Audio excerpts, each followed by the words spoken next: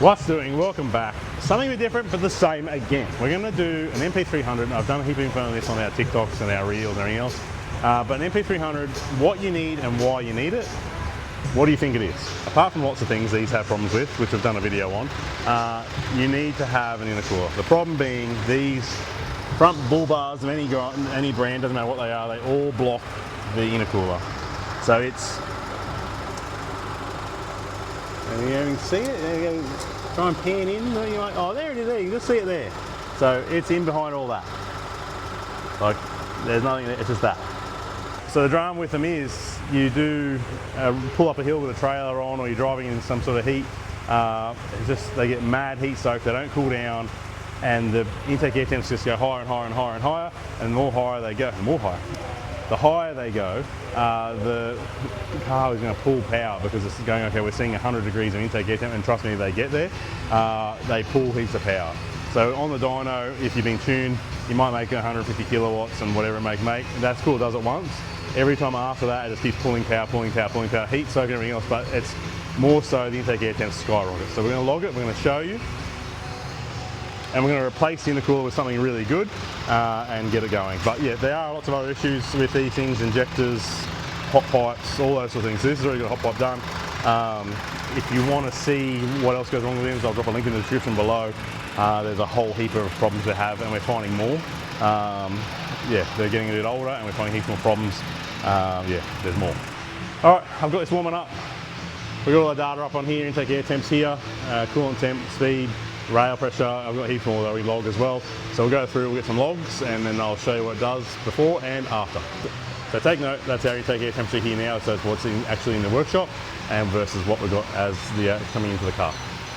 So we'll just run it up and look at it. Intake air temps are at 58 there, but I'll do another couple of runs and then we'll show you some logs over the runs and you can see what's going on.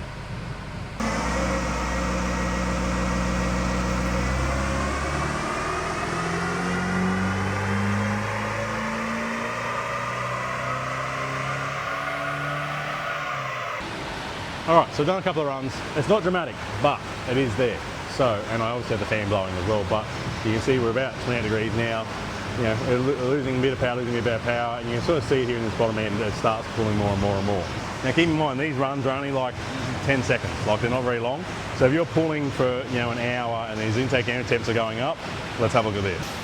Intake air temp on this side, which is the dotted line, I've got from 20 to 100. First, second, third, fourth. So you can imagine sitting on the highway pulling a caravan trailer or whatever and holding 100 degrees of intake air temp. That's absolutely crazy. So yeah, these things need intercoolers badly.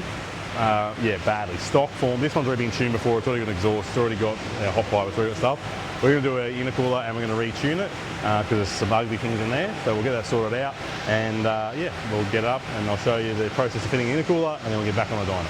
So just quickly before I get it off, I'm just reading the file out of it now so we can tune it. But yeah, here's some ugly. But yeah, so we're running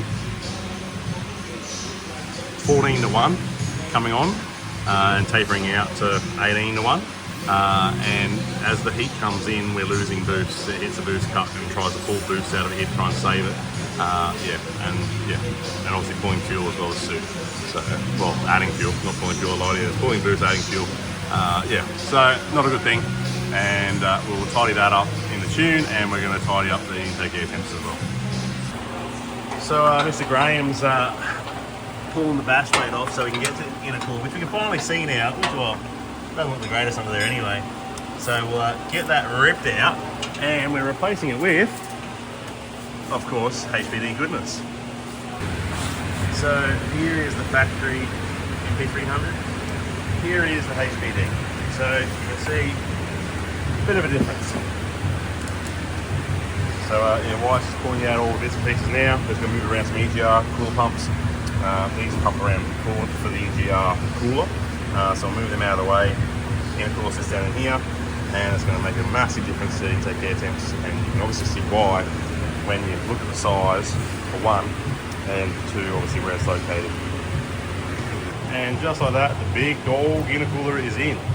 So yeah, you should make some big differences. The size matters, doesn't it? No. No. little man would say that. Yeah, cool. We'll get it all put back together and give them a dyno. So first of all, car's running, and you'll pay attention here to 31 degrees, 35 degrees.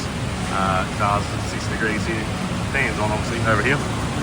But yeah, we've got only a couple of degrees difference between ambient and air intake. So this is the first run that we did. So I have the intake air temps there, so you can compare apples with apples. And it got up to 70 degrees on the top run there. So we'll do a run, compare, and I'll do a couple of back-to-backs.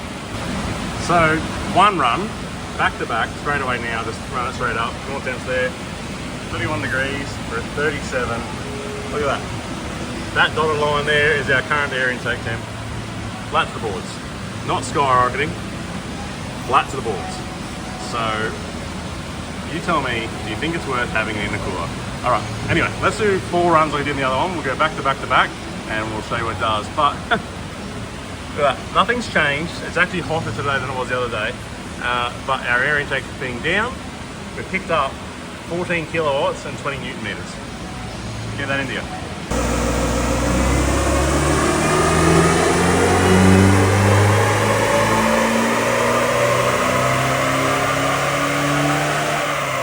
It's a bit messy. But I'll try and zoom out a little bit here. But so red is as arrived, and then blue, then grey, then purple. So like I said, we're getting out to nearly 100 degrees with back-to-back runs. Green with the intercooler, pink, blue, orange. So 4 runs back-to-back. We're only getting to the start of the first one at that 60 degrees. And this is back-to-back. Like the intake air temps are getting to 50 degrees at the starting point here, back-to-back within a couple of seconds of each other. So we're still, what's that, if mathematicians out there, are 65 out to 110, so we're 40 degrees difference on our 4th run back-to-back. Definitely worth getting in a book. Just so you can see for clarity, like we're back-to-back the other day, and we're back-to-back now. So it's definitely, you know, there's no lies, it's literally a minute apart, and we're running back-to-back. One thing I'm going to fix though now is, like I said, this is the tune it came in with, is our AFRs. It's down here at 14 to 1. This, like I said, this is today, this is the other day, yesterday. It's horrendous on fuel, bad tune. So we're going to fix this up, but like I said, that is proof in the pudding. So that's it. I'm going to do this tune, make it better. I'll put a video in at the end if you want to stay around and see what I do after. But for the technical details on the NP300 front intercooler, highly recommend. Even stock, you don't have to tune it. Just get yourself an intercooler. It's picked up, I want to say 10 kilowatts there and 20 Newton meters. Did nothing to the car other than an intercooler. It's going to be way better for the car. Like 100 degrees of intake air temps is crazy. This is where things start to fail, like the intake pipe on the throttle body, it blows out the sensor. There's all sorts of problems because it just can't hold on to it. It's just so hot, and it's just pulling power to do it. So get yourself an intercooler. Don't worry about a tune if you don't want to. If you want it, you don't have to do a package deal, but I recommend this. So what I do is I recommend, like, you know, things I know that the cars will perform better with. Whether you can afford it, do it later, whatever, that's up to you. You don't have to do an intercooler straight away. We can do it later. We can tune it today, intercooler next week, do an intercooler now, tune it later. Whatever you want to do, it's not a drama. All I can do is advise you on what I think the car should get to get the best results, and you know, we're trying to accommodate for that in your budget. So that's it for this one. I'll do a big hit at the end so you can see what's going on, but make sure you hang around for a couple of minutes and you'll see what we get in the tune afterwards. But if you're only here for the intercooler stuff, that's what you need to do. But I'll get stuck in the tuning and get this thing sorted out. All right, so I've done the tune and got some better results. So we'll start at the top. So as arrived, new intercooler and new tune. So yeah, much better, and yeah, making more power, making more torque, and yeah, be a bit more reliable now with the intercooler in there. So some good gains. So if you're looking for info, if you're looking for power, if you're looking for torque, if you're looking for fuel consumption better off, or you're looking for, you know, reliability, we've done heaps of these things. I know all about them, from the engine problems they have through to just general maintenance and obviously power and upgrades like that. So give us a call, 5491 4626, hit that like, hit subscribe, and I'll see you in the next one.